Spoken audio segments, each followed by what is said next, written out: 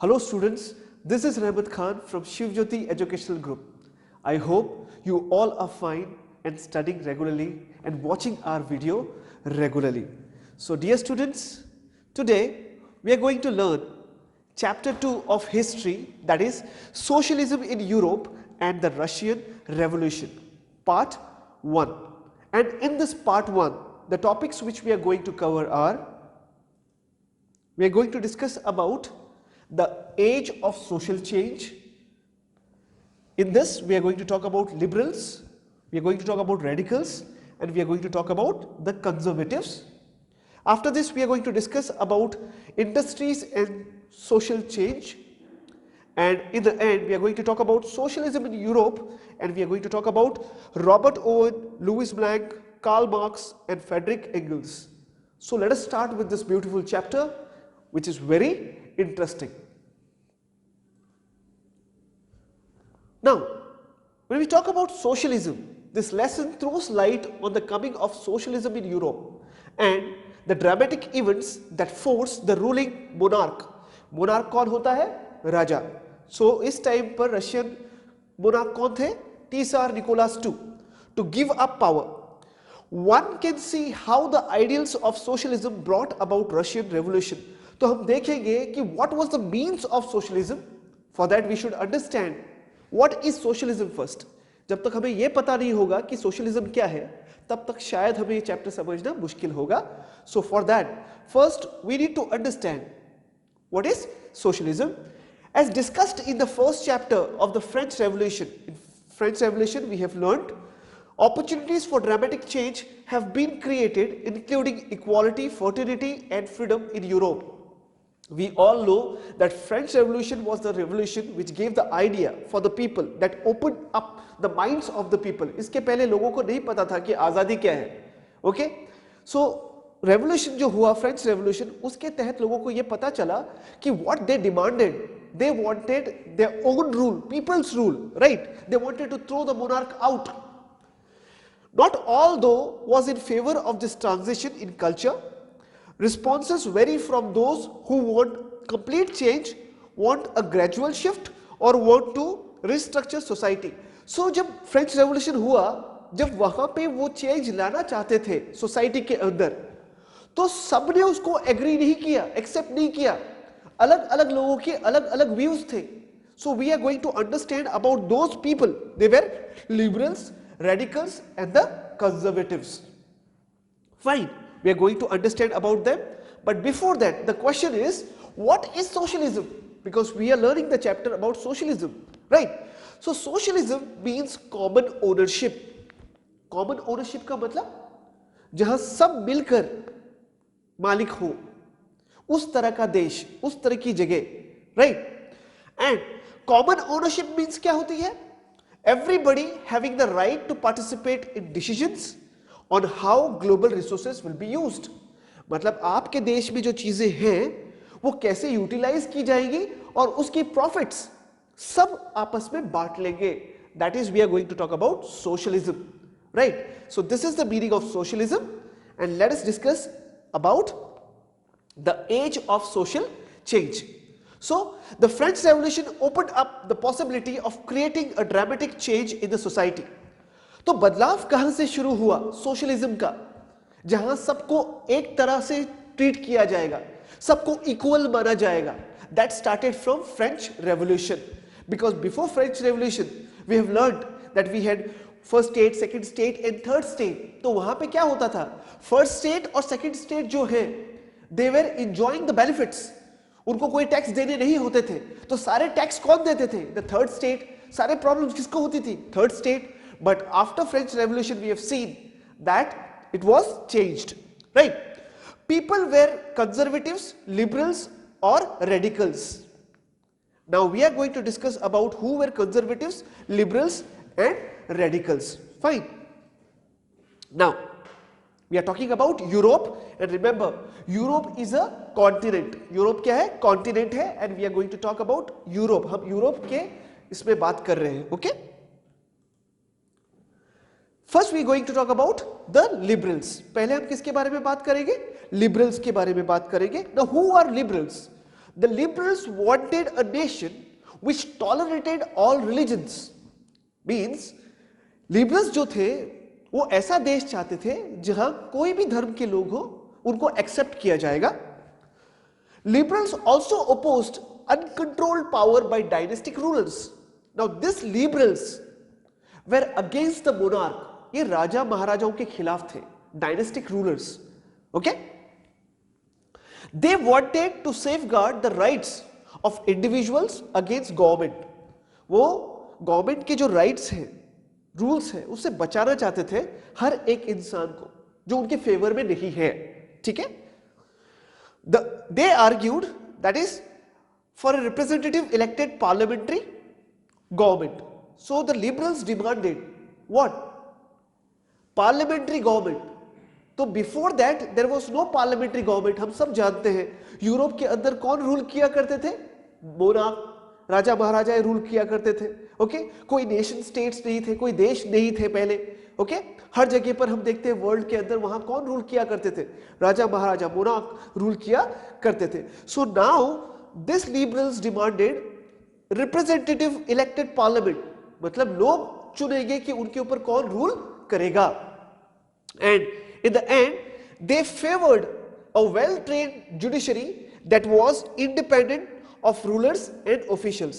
मतलब ऐसा कानून हो जो सबको बराबर से देखे. Everybody should be treated equally in front of the law. कानून के सामने सबको सेम ट्रीट किया जाएगा. Okay, so this were the demands, this was the view of the liberals. Liberals आजाद ख्यालात के थे. They were not Democrats. They were not Democrats. Now why they were not Democrats? Because they did not support universal adult franchise. What does this mean? वो Democrats नहीं थे. क्यों Democrats नहीं थे? Because they did not support universal adult franchise, voting rights के वो खिलाफ थे basically. ठीक है? Liberals wanted that man of property only should have the right to vote. तो लिबरल्स क्या चाहते थे? वो मैन जिसके पास प्रॉपर्टी है उसको ही वोटिंग का अधिकार हो. Because when we talk about universal adult franchise that means everyone who is more than 18 years okay is allowed to vote. Okay, whether it is man और वुमन. बट लिबरल्स वो accept नहीं करते थे. Liberals ने क्या कहा कि किसको वोटिंग राइट होगा? मैन ऑफ प्रॉपर्टी, जिसके पास प्रॉपर्टी है उसी को वोटिंग का अधिकार होगा. They did not want the voting right for women. वो नहीं चाहते थे कि वुमेन को भी वोटिंग राइट दिया जाए. Now this was the ideas of the liberals. Fine, let's talk about the radicals. Now radicals wanted a nation in which the government was based on the majority of a country's population. Radicals ये मानते थे कि जो government हो, जो majority support करती है वो गवर्नमेंट हो. मतलब सबसे ज्यादा लोग जो पसंद करते हैं जिसको, उनकी गवर्नमेंट हो. ठीक है? Radicals oppose the privileges of big land owners and wealthy factory owners. जो रेडिकल्स थे, जो बेनिफिट मिलता था बड़े बड़े जमींदारों को और जो फैक्ट्री ओनर्स जो थे उनको, वो उसके खिलाफ थे. They were against this big land owners and wealthy factory owners. okay, privilege का मतलब होता है जो एक्स्ट्रा बेनिफिट उनको दिया जाता है. ठीक है? they were not against the existence of private property but disliked concentration of property in the hands of few. Private property होना उसके खिलाफ नहीं थे radicals, but they were against that properties जो है सिर्फ किन्हीं लोगों के हाथ में है. ओके, फॉर एग्जाम्पल मान के चलिए एक इंसान है, there is one person who has 60% of the property. पूरे देश की 60% प्रॉपर्टी उसी के पास है. Now they were against this kind of person. वो इन तरह के लोगों के खिलाफ थे. Okay, they thought that the property should be distributed equally. हर एक को मौका मिलना चाहिए, नहीं कि किन्हीं लोगों के पास पूरी प्रॉपर्टी है और किसी के पास कुछ भी नहीं है. Okay, this were the view point of radicals. ये किसकी सोच थी? रेडिकल्स. फाइन. कंजर्वेटिव्स. कंजर्वेटिव्स जो चीजें कंजर्व करके रखना चाहते थे, बचा कर रखना चाहते थे. तो ये क्या बचा के रखना चाहते थे? What was the thinking of the conservatives? Let us see. Okay, they were oppose to radicals and liberals. सबसे पहले तो ये किसके खिलाफ थे, किसके अगेंस्ट थे? Radicals and liberals. They were against the idea of radicals and liberals. One after the French Revolution, the conservatives also opened their minds to the need for the change. After the the French Revolution, they also accepted कि हाँ चलो change होना चाहिए. Okay? Earlier in the 18th century, conservatives had been opposed to the idea of change. But before that, पहले क्या conservatives ने accept किया था कि change होना चाहिए, बदलाव आना चाहिए? No, they were not ready to accept the change. वो तैयार नहीं थे, but आगे जाकर they accepted, चलो change तो होना चाहिए, fine, it's okay. By the 19th century, they accepted that some change was inevitable, okay, but believed that the past had to be respected and change had to be brought about through a slow process. So these conservatives, they believed that हमें ये याद रखना चाहिए कि past को भी respect करना चाहिए. Now what does the past they mean?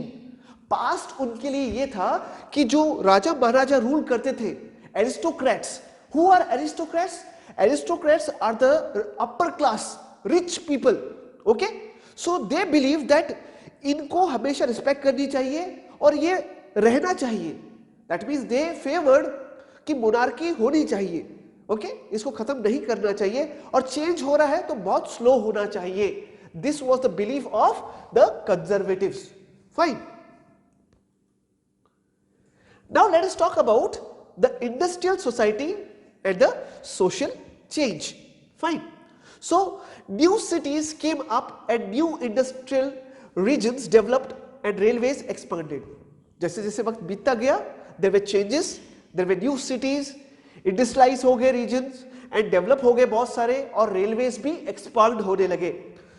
Industrialisation brought man, woman and children to factories, and because of this industrialization, man, woman and children, they started working in the factories, because at that time it was a very worst situation. Okay, कमाने के लिए लोग industries जाने लगे और उसमें बच्चे भी शामिल थे. Working hours were often long and wages very poor. मतलब आपको बहुत टाइम के लिए काम करना होता और जो आपको पैसा मिलता, that is the wage, was very less.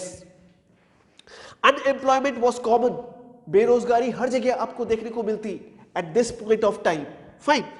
Housing and sanitation problems were growing fast. जैसे जैसे पॉपुलेशन बढ़ता जा रहा था, क्राउडेड बनती जा रही थी cities, so the problem of housing, लोगों के रहने के लिए प्रॉब्लम्स, और plus sanitation. Sanitation means the toilet facilities. ये प्रॉब्लम्स बढ़ती जा रही थी because the cities were becoming crowded. Okay, almost all industries were the property of individual. At that time जो इंडस्ट्रीज थी उसको गवर्नमेंट ओन नहीं कर रहा था, पर इंडिविजुअल प्राइवेट ओनर्स थे उसके. ठीक है. The liberals and the radicals wanted that the workforce should be educated and healthy. जो liberals थे और radicals थे, they believed, उनका ये सोच था कि जो workforce था, मतलब जो work करते थे लोग, they should be educated and healthy. उनको पढ़ा लिखाना चाहिए और उनको health के बारे में भी cautious होना चाहिए. Many workers who wanted changes rallied around liberals and radicals. Now workers जो वहां काम करते थे इंडस्ट्रीज में, एक तो वर्किंग आवर्स बहुत ज्यादा थे, they need to work for long hours and the wages were very less, and this made the workers angry. और इसके वजह से वर्कर्स क्या हो गए? गुस्सा हो गए. Now they started supporting the liberals and the radicals. वो किसके सपोर्ट में आ गए? Liberals and radicals. Remember one thing, liberals, radicals and conservatives, this were the people of different thinking. ये कौन थे? अलग अलग सोच के लोग थे, और वो क्या सोचते हैं ऑलरेडी हमने डिस्कस कर लिया है. Right. Some liberals and radicals wanted a revolution to put an end to the governments established in Europe in 1815. तो रेडिकल्स और लिबरल्स क्या चाहते थे? रेवोल्यूशन चाहते थे, एक आंदोलन चाहते थे जिससे जो गवर्नमेंट ने रिस्ट्रिक्शंस की है उसमें बदलाव लाया जाए, चेंज लाया जाए. Fine. Liberals and radicals who were factory owners felt that efforts must be encouraged so that benefits of industrialization should be passed on to the workers. जो liberals थे और जो आपके radicals थे वो ये चाहते थे कि जो बेनिफिट है इंडस्ट्रियलाइजेशन का उसका फायदा किसको मिलना चाहिए, वर्कर्स को मिलना चाहिए, बिकॉज दे थॉट दैट सबसे ज्यादा मेहनत कौन करते हैं, द वर्कर्स, और सबसे ज्यादा बेनिफिट किसको मिलता है, द ओनर्स. सो ऐसा नहीं होना चाहिए, प्रॉफिट उनको भी मिलना चाहिए, उनका भी ग्रोथ होना चाहिए, उनका किनका, the workers should also get benefit. This was the thinking of liberals and radicals. Fine. Now socialism in Europe. Socialist had different visions of the future. जो सोशलिस्ट थे उनके अलग अलग विचार थे. They thought differently. Vision is thinking about the future, future में कैसा होना चाहिए, right. So one of them was Robert oven sought to build a cooperative community called New Harmony in Indiana, USA.